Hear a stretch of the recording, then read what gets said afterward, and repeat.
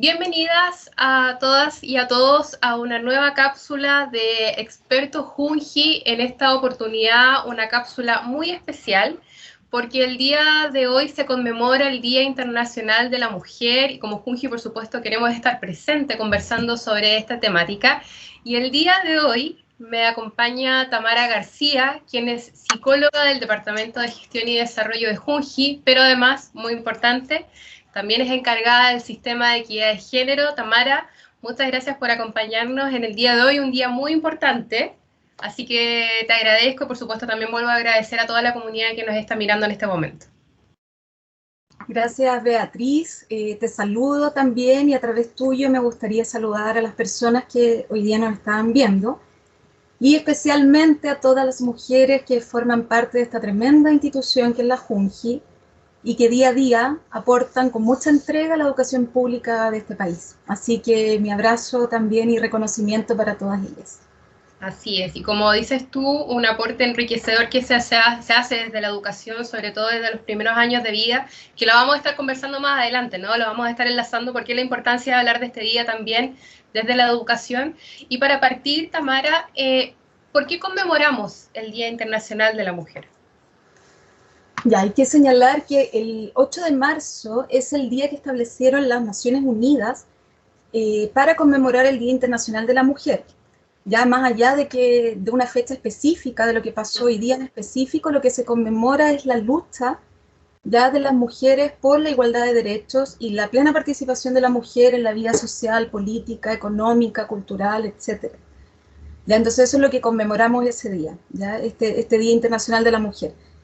Nosotros debemos reconocer que muchos de los derechos que hoy día tenemos las mujeres hoy se han ido ganando, ya se han ganado a través del tiempo, ya se han ganado gracias a los movimientos y luchas de mujeres muy decididas y muy valientes también a lo largo de la historia para que las mujeres, para que todas las mujeres y las niñas podamos participar de la sociedad en condiciones de igualdad de oportunidades que los hombres.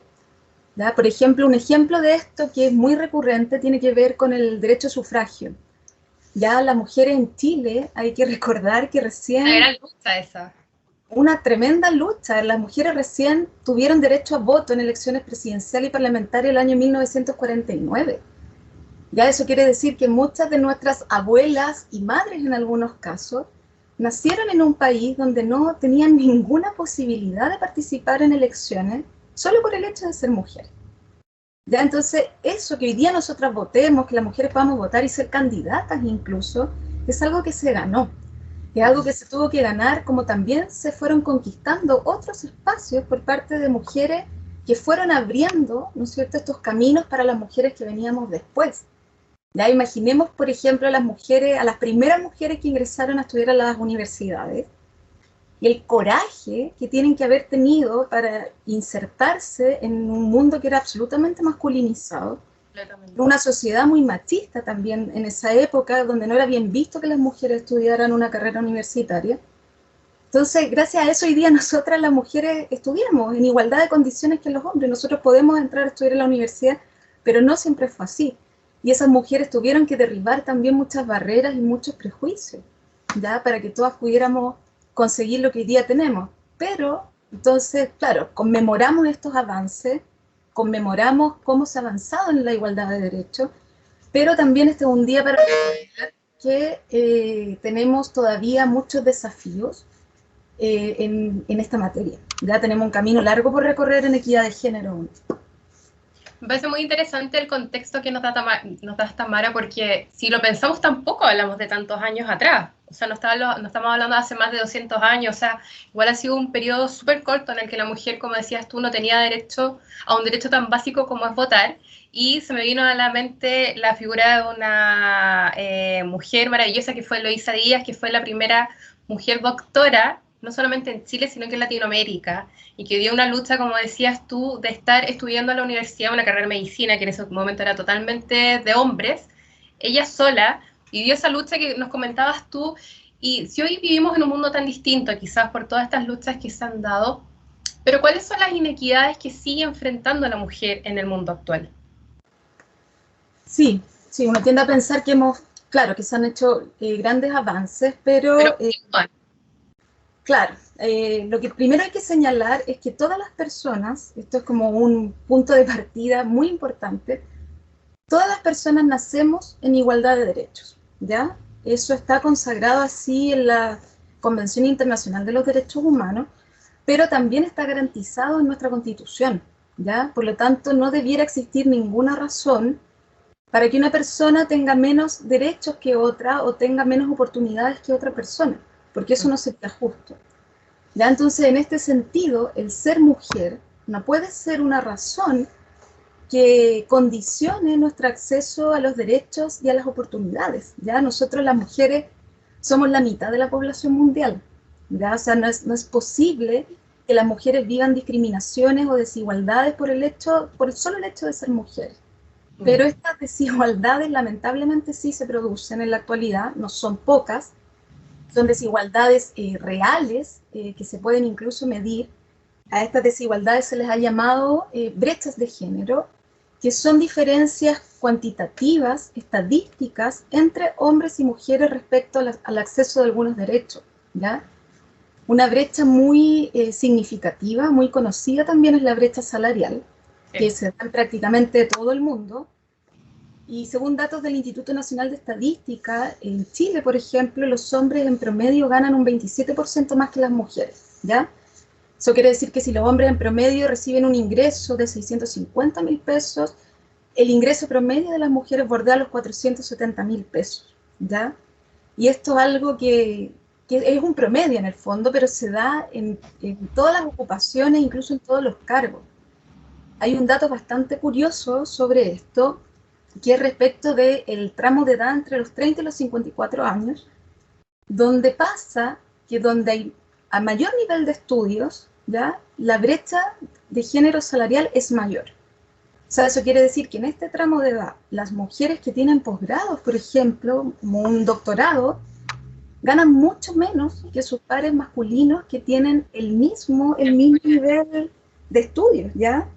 Entonces, evidentemente, eso es una brecha que es bastante significativa.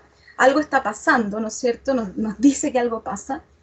Es importante señalar que, por ejemplo, la Junji, nosotros como Junji y en general los servicios públicos, han avanzado bastante en el cierre de las brechas salariales de género, pero es un tema o sea, es algo que ocurre en el mundo y también en el país, ¿ya? Es algo que debe ser atendido, ¿ya? Porque, ¿qué pasa? Que las mujeres tienen que enfrentar muchas más barreras y muchas más discriminaciones que los hombres para insertarse en el mundo laboral. Sí. ¿Ya? O sea, las mujeres entre paréntesis, la pandemia también dejó entrever la brecha que existe entre los hombres y las mujeres en distintos escenarios, o sea, en el hogar, laboralmente, como lo estás comentando tú. Sí, la pandemia evidentemente agudizó muchas de las brechas. ¿Ya? Entonces, esos son temas que hay que ir mirando, que hay que considerar, porque las mujeres efectivamente tienen menos oportunidades laborales que los hombres, ya los datos así lo señalan. O sea, las mujeres, por ejemplo, accedemos a empleos más precarios, ya nos cuesta más ascender dentro de los trabajos, nos cuesta más acceder a cargos de jefatura, por ejemplo. Claro que son además los cargos mejor pagados, ¿ya? Y esto obviamente no tiene que ver con que las mujeres tengan menos capacidades o menos competencia, sino que hay un despliegue de estereotipos, sesgos de género, que ponen muchas más barreras a las mujeres y que hacen que a las mujeres les cueste más desenvolverse en el ámbito laboral en igualdad de condiciones que los hombres. Qué increíble. Bueno, a quienes se vayan conectando en este momento, comentarles que estamos hablando junto a Tamara García de una fecha muy importante que se conmemora hoy y es el Día Internacional de la Mujer. Y Tamara, conectado con lo que estábamos conversando, si podemos profundizar en esos estereotipos o sesgos de género que estábamos conversando y cómo influye en que las mujeres también tengan más oportunidades y se produzcan finalmente estas brechas. Sí, los estereotipos de género a grandes rasgos son como ideas generalizadas respecto a cómo deben ser los hombres y cómo deben ser las mujeres y qué cosas pueden hacer los hombres y qué cosas pueden hacer las mujeres, ¿ya? Entonces, por ejemplo, nosotros podemos decir los niños no lloran, las niñas son delicadas, el rosado es un color de niñas, ¿ya? Esos son como clásicos estereotipos que existen. Y el problema de estos estereotipos es que comienzan a rigidizarse, ¿ya? Se rigidizan y de esta manera estrechan las posibilidades que tienen las personas en la vida en función de ir cumpliendo, ¿ya? Ir cumpliendo con este ideal, con este estereotipo de género, ¿ya? Pasa mucho que, por ejemplo, cuando nosotros ofrecemos juguetes o ciertas actividades a los niños, los estereotipos de género tienen un peso en la selección que nosotros hacemos también de esos juguetes y de esas actividades, ¿ya? Porque el estereotipo nos dice más o menos cómo tienen que ser los niños, cómo tienen que ser las niñas, y van fijando un poco las expectativas que también tenemos de las personas en función de los estereotipos. Entonces, por ejemplo, nosotros ¿qué hacemos? Regalamos a los niños pelotas de fútbol, autitos, ¿ya? Porque de alguna manera tenemos la expectativa de que a esos niños les van a gustar esos juguetes y van a disfrutar de eso, lo cual no está mal, ¿ya? En sí mismo no está mal, pero ¿qué pasa? Que a las niñas no les ofrecemos tampoco estos mismos regalos y estas mismas actividades. Decimos, ¿cómo le vamos a regalar a una niña una pelota de fútbol si a las niñas no les gusta el fútbol? Y eso no necesariamente es así, ¿ya? Hay niñas que podrían tener muchas habilidades en jugar fútbol y podrían llegar a convertirse en grandes futbolistas, pero si no le damos la posibilidad de que jueguen con una pelota, no lo van a saber, no lo van a descubrir y no van a desarrollar esas habilidades, ¿ya? Entonces, ¿qué pasa? Que los niños y las niñas empezamos a encasillarlos desde muy temprana edad en función de estos estereotipos, pero vamos restringiendo así también las posibilidades que tienen de desarrollar todas sus potencialidades, ¿ya? De la misma forma, por ejemplo, ¿qué le regalamos a las niñas? A las niñas les regalamos muñecas, tacitas, ollas de cocina. Así es, entonces, lo cual no está mal, obviamente, son juguetes muy entretenidos, pero el problema es cuando a las niñas no le ofrecemos otra gama de actividades. Por ejemplo, no les damos la posibilidad de que jueguen a construir con bloques, armar circuitos, armar y desarmar cosas. Entonces las niñas también van perdiendo la posibilidad de conocer otros intereses y de desarrollar otras habilidades a través del juego. ¿Ya? Lo mismo pasa con los niños. Cuando a los niños, por ejemplo, nunca le ofrecemos una muñeca, ¿qué pasa con eso? Que a los niños también le estamos como quitando un poco las posibilidades de que ellos desarrollen habilidades de cuidado, que sí aprendemos las niñas desde que somos muy pequeñas, ¿ya? Entonces eso evidentemente va marcando la trayectoria de vida de las personas y va también como señalando un camino que incluso puede tener impacto en las vocaciones, ¿no es cierto?, que eligen las personas. Sí, eso es muy real. Tamara, antes de pasar a la siguiente pregunta, desde tu perspectiva como experta, el otro día escuchaba la historia de una niña, bueno, que sigo en redes sociales. Ella es mamá de un niño, pero contaba que una vez quiso ir a comprarle un polerón, eligió un polerón rosado, y la persona que la atendió le decía, pero si es un niño, tengo más colores, tengo celeste, tengo amarillo, no, yo le quiero llevar un polerón rosado. Entonces, ¿sientes que igual siguen existiendo estos prejuicios desde algo tan básico como es la elección de un color para una niña y un niño? Sí, y eso pasa porque los estereotipos se interiorizan mucho en nuestra forma de ser y van determinando también nuestras conductas y lo que vamos haciendo. Y el estereotipo de decir el rosado es un color de niña puede sonar como algo muy superado, como algo de decir, pero si eso no existe, si los colores no tienen sexo, son para todo. Pero lo cierto es que a muchos de nosotros nos cuesta comprarle ropa rosada a los niños. No lo hacemos. No lo hacemos porque el estereotipo es muy fuerte, porque ¿cómo vamos a comprarle algo rosado a un niño? O decimos, a lo mejor al niño le gusta, pero lo van a molestar. A lo mejor a los niños les da lo mismo el color. Y eso pasa porque generalmente, o sea, los niños, en realidad los niños y las niñas, no nacen con los estereotipos de género. Son los adultos, de la adultez. Así es, somos los adultos los que tenemos interiorizados estos estereotipos, pero que se los vamos transmitiendo, ¿no es cierto?, a las niñas y a los niños desde edades muy tempranas, y a través de los procesos de crianza y de socialización, ¿no es cierto?, los niños van internalizando también estos estereotipos y van aprendiendo desde edades muy tempranas cómo son las mujeres, cómo son los hombres y qué cosas las mujeres y los hombres pueden hacer. ¿ya? Bueno, tiene que ver con la pregunta que te quería hacer. Estamos hablando de los primeros años de vida, que como siempre nosotros decimos, Junji, son fundamentales para el desarrollo. Son los primeros años en que el cerebro de estas niñas y niños son reales esponjas, atraen todo el conocimiento que les entregan los adultos, los educadores, las familias. Entonces, los estereotipos de género comienzan a transmitirse desde muy tempranas edades y en ese sentido pueden llegar a influir en las ocupaciones y carreras que eligen las personas en futuro, es un poco lo que estamos hablando antes. Sí, o sea, hay que decir que, mira, evidentemente la vocación de las personas va a depender de múltiples factores a lo largo de la vida, ya no es algo que tengas una explicación, pero sí los estereotipos de género juegan un rol en ir marcando como un camino, ya un camino de posibilidades que tienen las personas respecto de si son hombres o son mujeres, ¿ya? Porque ¿qué pasa? Existe un estereotipo de género muy difundido que dice que los hombres son mejores para las matemáticas que las mujeres, ¿ya? ¿Qué pasa con ese estereotipo? Se generaliza, ¿ya? O sea, funciona así más o menos para todos, y se internaliza también, lo cual quiere decir que muchas veces actuamos sobre estos estereotipos, en función de estos estereotipos, sin que nos demos cuenta, ¿ya? Entonces, en base a ese estereotipo pasa que muchas veces, generalmente, estimulamos más a los niños, ¿ya? En matemáticas.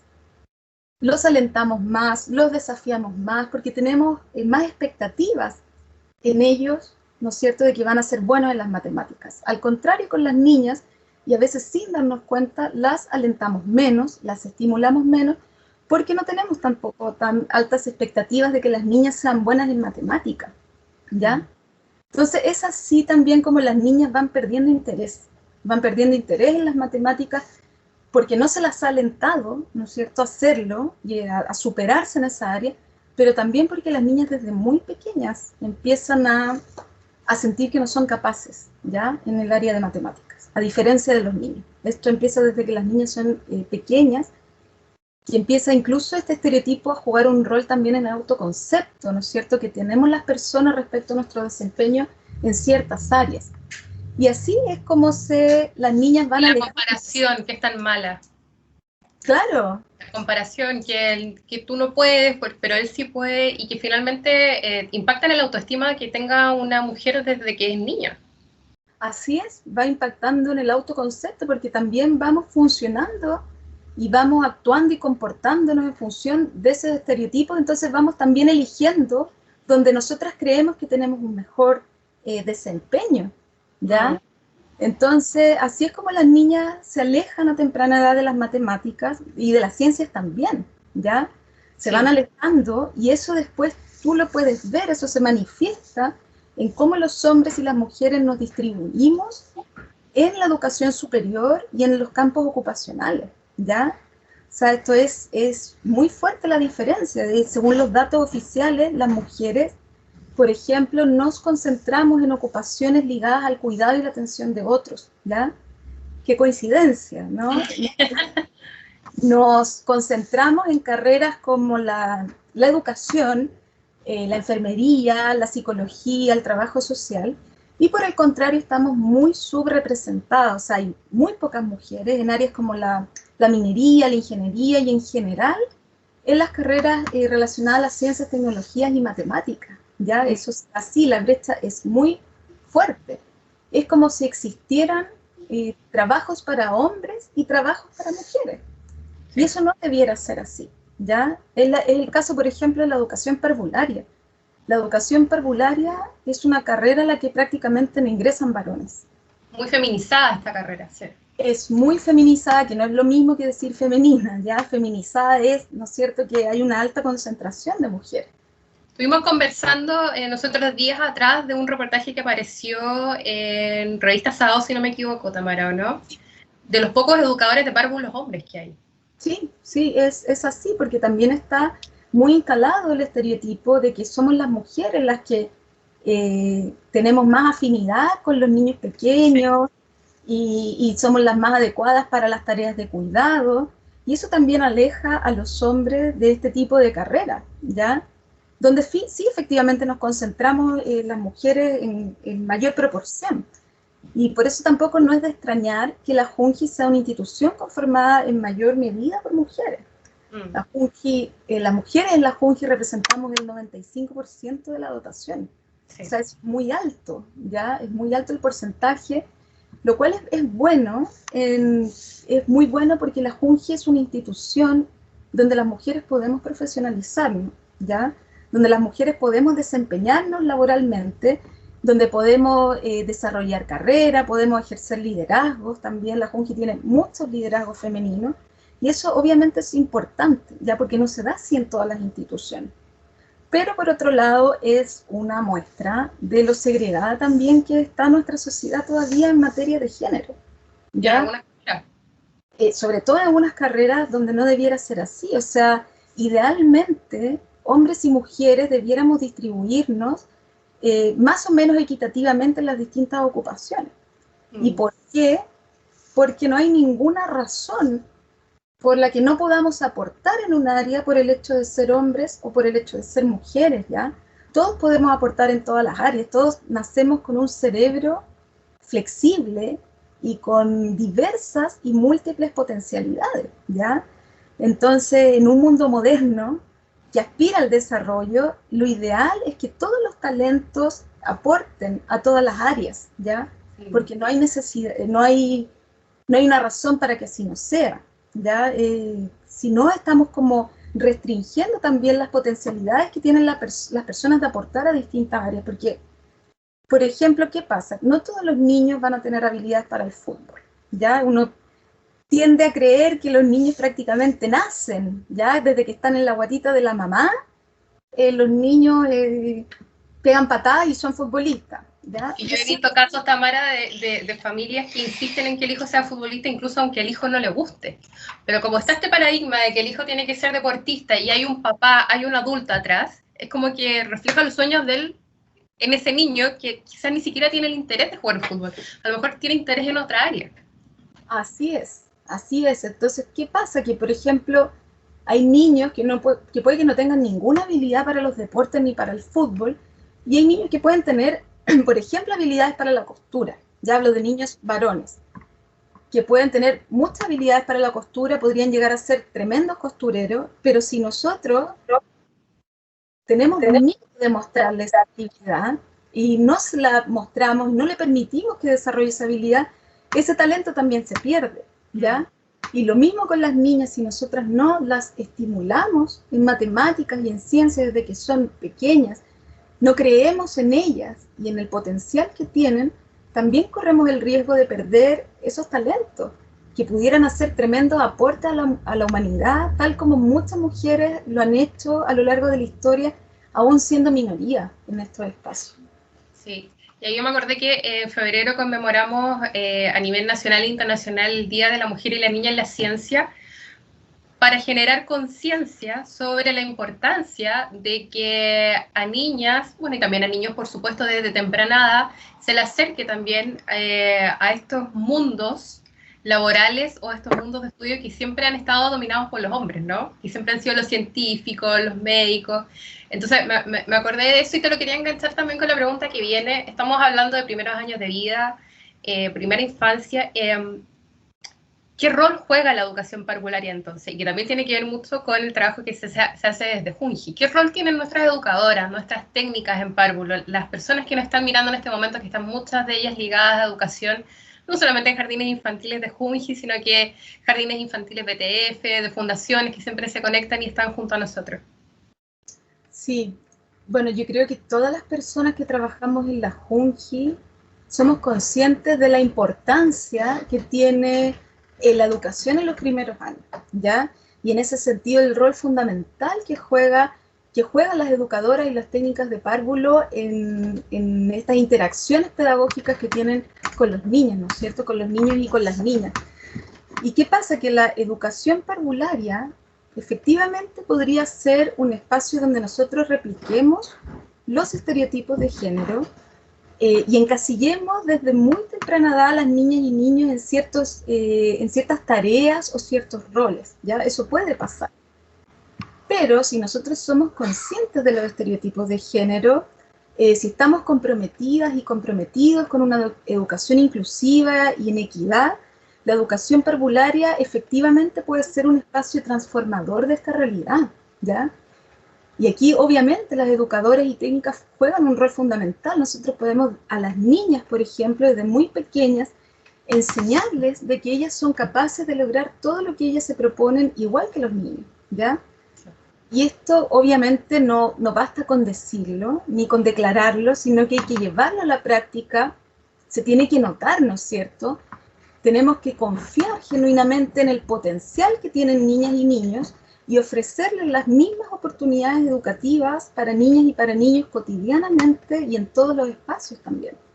Y aquí hay otro punto que también es importante, que es necesario que las niñas también desde temprana edad sepan que las mujeres juegan diferentes roles en la sociedad, ¿ya? Pueden asumir distintos roles. Entonces es bueno que las niñas sepan que hay mujeres científicas, que hay mujeres mecánicas, que hay mujeres que construyen edificios, puentes, etcétera, ¿ya? Es bueno que le entreguemos a las niñas esos modelos, porque son modelos en los cuales ellas también se pueden identificar, ¿no es cierto? Y verse reflejadas, ¿ya? Lo mismo para los niños también es importante ofrecerles modelos masculinos de hombres que hacen labores de cuidado o labores domésticas, ¿ya? Porque eso tiene una importancia vital para la sociedad. Los cuidadores juegan un rol muy importante en el desarrollo de sociedades más equitativas. Y es un tema súper importante. Y por lo mismo hay que decir también que no es responsabilidad únicamente del jardín infantil o de la escuela, ¿ya? Sino que toda la sociedad en su conjunto, debemos avanzar hacia mayores niveles de igualdad y de equidad, ¿ya? Debemos tratar de construir un mundo donde las niñas pequeñas que hoy sueñan con su futuro, el día de mañana puedan cumplir sus sueños, ¿ya? Y puedan desenvolverse en los espacios laborales en condiciones de equidad, ¿ya? Eso es tremendamente importante. Sí, y para finalizar, Tamara, quería tomar lo que estás comentando tú. Acá hay un llamado a la sociedad completa a realizar los cambios. Si nos enfocamos en estas niñas y estos niños que van a ser el futuro del país, de las generaciones más adelante, es un compromiso que no solamente tienen que hacer desde la educación, sino que quienes componemos su mundo. Sus adultos responsables, amigas, amigos, tías, tíos, creo que el llamado es a todas y a todos a generar estos cambios. Tamara, entonces también hablamos de un cambio cultural, ¿cierto? No solamente como un cambio específico, sino que también un cambio cultural para disminuir estas brechas de género y para que las mujeres sigan accediendo a más oportunidades, porque si bien hemos avanzado, en lo particular creo que falta mucho todavía. Yo creo que ahí tú también vas a estar de acuerdo conmigo.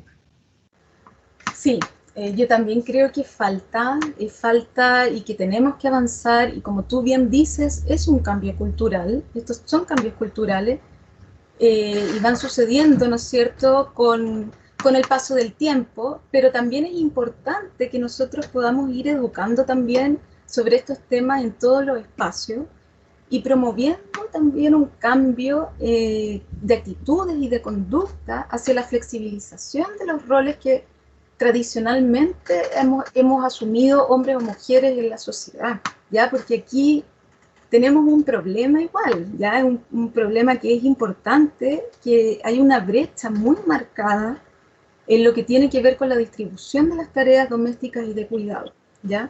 Que son asumidas principalmente por las mujeres. Por la mujer, aunque las mujeres realicen labores remuneradas fuera de la casa, aunque tengan un trabajo, en la casa las mujeres siguen cargando con la mayor cantidad de las tareas domésticas y de cuidado, ¿ya? Y nosotros como sociedad tendemos a cargar en las mujeres eso. Tendemos a cargar el cuidado de los niños y de las niñas, tendemos a cargar las responsabilidades escolares, el funcionamiento de la casa, incluso el cuidado de personas mayores y a adultos dependientes. Se le exige respuesta a la mujer, pero no al hombre. Claro, nosotros pensamos que son tareas más apropiadas para las mujeres, o que a las mujeres les corresponde un poco hacerlas, no así a los hombres, y por eso como sociedad las tendemos a cargar, ¿ya? Entonces, claro, hoy día existe efectivamente una mayor participación masculina en estas tareas, ¿ya? Hay hombres que efectivamente desarrollan, por ejemplo, ejercen una paternidad mucho más involucrada que la que ejercieron sus padres o abuelos. Pero aún así tenemos diferencias muy amplias. Ya los datos del INE, del Instituto Nacional de Estadística, dicen que las mujeres dedican el doble de horas que los hombres a estas labores. El doble. Ya, o sea, es una brecha bien importante. Entonces, finalmente, esto es una sobrecarga de tareas para las mujeres. Es una sobrecarga de labores. Y esa sobrecarga conlleva que las mujeres tengan una menor disponibilidad laboral y por lo mismo también tengan menos oportunidades laborales que los hombres y se encuentran en una situación de desventaja y de desmedro, ¿no es cierto? Que lo mismo que hablábamos anteriormente, o sea, a las mujeres efectivamente les cuesta más desarrollarse, mantenerse en los espacios laborales, ascender, acceder a mejores salarios, o sea, eso es una realidad que también surge desde ahí. Ya, o sea, por eso es necesario también ir avanzando en estos temas, porque pasa, mira, yo creo que todas las mujeres lo viven, o sea, las mujeres, aunque no tengan hijos, el hecho de que potencialmente tú te puedas embarazar ya es una razón, por ejemplo, para que algunas empresas no contraten mujeres. Sí, porque están en edad fértil. Están en edad fértil, exactamente. Y eso pone a las mujeres evidentemente en una situación de desventaja y puede tener consecuencias súper graves, ¿ya? O sea, la dependencia económica es una de las razones por las que a muchas mujeres les cuesta salir de la violencia que están sufriendo, ¿no es cierto? Sí. Es un factor. Entonces es muy importante la autonomía económica de las mujeres, no solamente para beneficio de las propias mujeres, sino también la autonomía económica de las mujeres va en beneficio de sus hijas y de sus hijos y de la sociedad completa. O sea, está demostrado que el PIB, que es el Producto Interno Bruto de los países, aumenta cuando las mujeres trabajan. Eso quiere decir que los países son más ricos en la medida de que las más mujeres participan del mercado laboral. ¿Ya? Es un indicador de desarrollo. Pero para lograr eso, obviamente tenemos todavía que avanzar en condiciones laborales más equitativas para las mujeres. Sí, y generar un cambio muy, muy grande. Es un tema tan interesante, Tamara, yo creo que podríamos estar acá media hora más hablando porque sin duda lo que queríamos generar y hacer hoy es generar conciencia, repito, aprovechando la conmemoración de este Día Internacional de la Mujer. Son muchos factores, son muchas aristas, pero sin duda que hoy día nos llevamos una reflexión muy grande, gracias a ti, Tamara, quien es psicóloga del Departamento de Gestión y Desarrollo de Personas y Junji, pero además es encargada del sistema de equidad de género, a quien agradecemos que haya estado el día de hoy junto a nosotras. Y nosotros también. Agradecerles a todas las personas que estuvieron conectadas, recordarles que esto queda guardado en nuestras redes sociales, posteriormente se sube a YouTube. Tamara, si quieres entregarle un saludo o algún mensaje final a las personas que nos están mirando, por favor.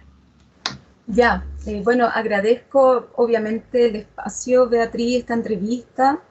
Me siento muy honrada de poder haber participado también de esta entrevista. Y agradezco el espacio porque creo que es importante transmitir por qué conmemoramos el Día de la Mujer. ¿Qué es lo que conmemoramos y por qué es importante que lo pongamos sobre la mesa? Porque necesitamos seguir avanzando en una cultura donde eliminemos, ojalá, todas las discriminaciones y desigualdades que viven las mujeres y promovamos la plena participación de las mujeres en todas las esferas de la sociedad, ¿ya? Porque eso también es avanzar en desarrollo y avanzar también en una convivencia más respetuosa y más equitativa entre los seres humanos. Entonces, es un tema muy importante, así que lo agradezco mucho. Muchas gracias. No, Tamara, te agradecemos a ti por haber estado esta jornada, por la increíble reflexión que nos has hecho hacer y bueno, la pelea continúa, queda mucho por hacer aún. Pero como lo decíamos en Junji en nuestras redes sociales, aquí contamos todas somos llamadas a generar este tipo de cambio, no solamente en el ahora, sino que también a futuro. Muchas gracias, Tamara, un abrazo a todas y a todos, y bueno, Tamara, quizás nos vemos en otra oportunidad, quién sabe. Nos estamos viendo, obvio. Sí. Un abrazo grande, chao. Un beso, abrazo, chao, chao.